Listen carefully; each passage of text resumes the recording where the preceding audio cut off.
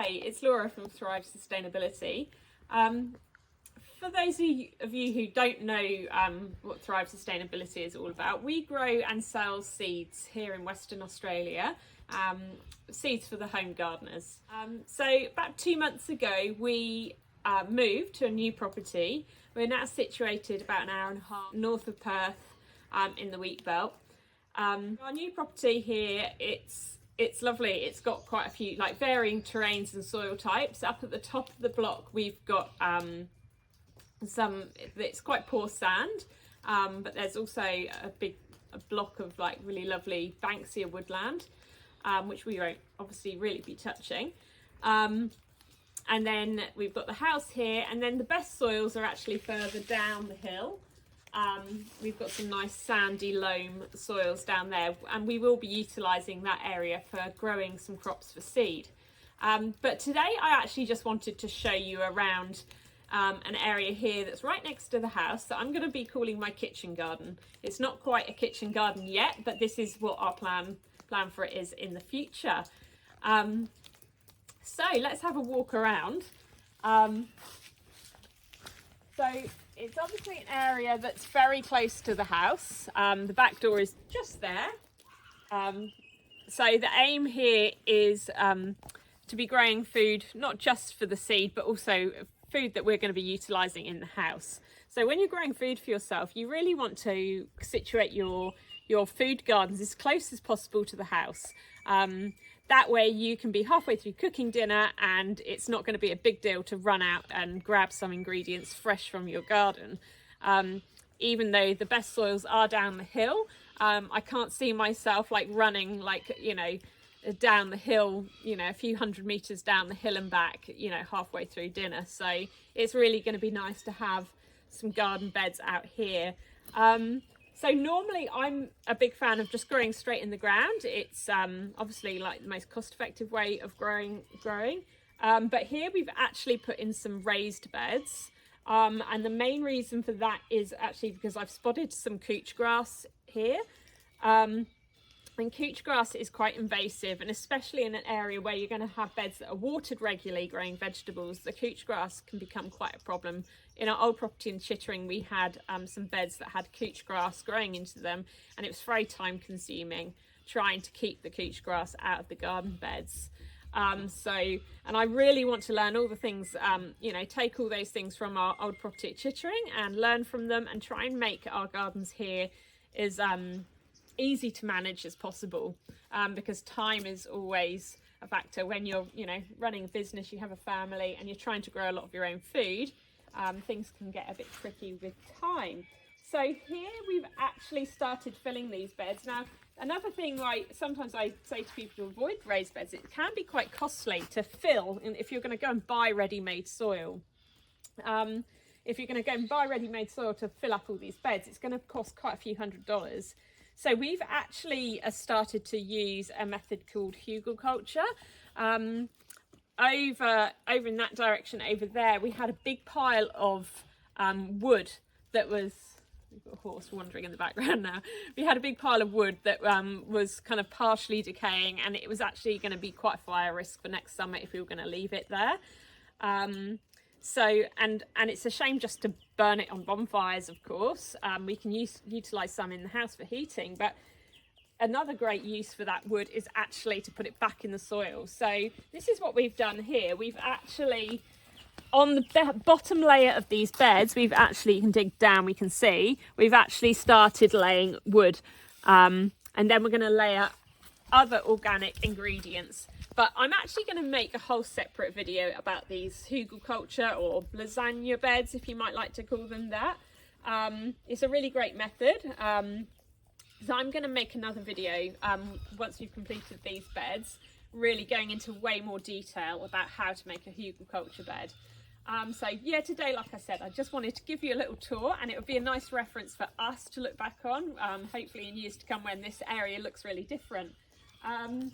So yeah, so we've got the beds here, and I might utilise and make use of the space by building some arches between the beds. That was a gate that was lent up against that shed to try and keep the goats out of the shed, and they're in the shed. That didn't work. So this area we might put a greenhouse here. And you can see some holes around here. We've actually had some trees removed. It's always a bit sad, you know, taking trees out, but sometimes it's necessary.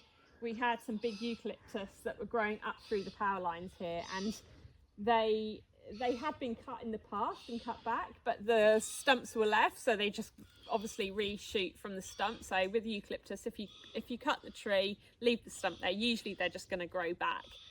So we've actually had a tree surgeon from Lancelin to come and helped us remove the trees, and have used a stump grinder to take them out, so we don't have to keep worrying about them coming back. So over here is a shade house that was actually here already, so that was pretty lucky. It has been, I think, maybe crushed by a tree or something at some point, so it does need a little bit of repair, but we'll show you inside because we're planning on renovating this and maybe turning this into a nice area for growing turmerics and gingers. At our last property in Chittering, my son had an area he called his rainforest, and that was really awesome. So, and we were kind of a bit sad to leave that behind when we left that house, so maybe this is going to be the Rainforest Mark II. What do you think? He's nodding his head. He's my cameraman. So we're going to go this way. See, there's lots of like Rio mesh panel here that was left here, which is, we're definitely going to be able to make use of that. And we've started taking out, there was a fence that was around this area, but it wasn't really going to be keeping anything out or anything in, so because it's definitely not tall enough to keep the goats out of the garden. So we've actually started taking that down just to open the space out, and I think we're going to be able to utilize a lot of these galvanized pipes that we take out. I'm thinking I might be able to make some grape arbors or something out of these. We're always trying to kind of utilize and reuse materials, because obviously our business name is Thrive Sustainability. We want to be sustainable. We don't want to be wasting like useful materials. So we're going to try and reuse as much as we can here. There's plenty of things that have been left on this property that we can make use of.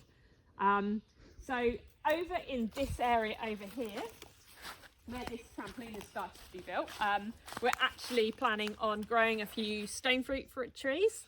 So we're going to have a few fruit trees here. We're probably going to have fruit trees dotted around the property, but we thought we might put stone fruit here because they generally do need to be netted, and maybe eventually in time we might build like an enclosure over them. And this is quite a nice flat level area that would be easy to do that in. So plus stone fruit's quite nice to have them close to the house. It's normally, you know, your peaches are normally ready.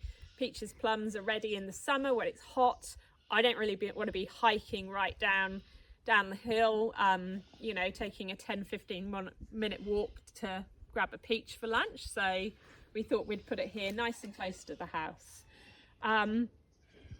So as you can see here, with some of the trees that have come out, we've actually already started mulching them to create some mulch for our garden beds.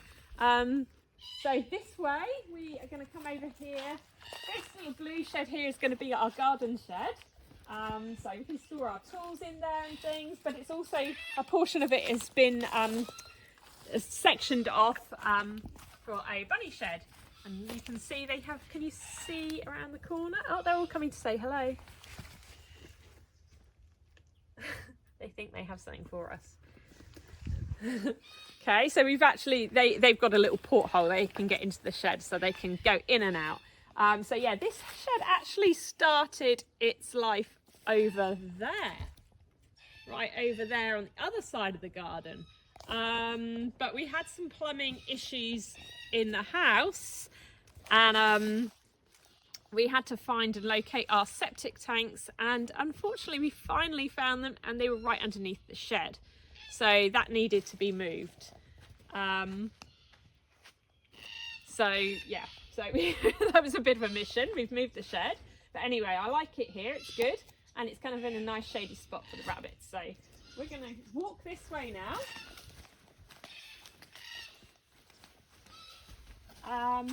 So round the back here is actually, over here is where I'm thinking of putting some compost bays.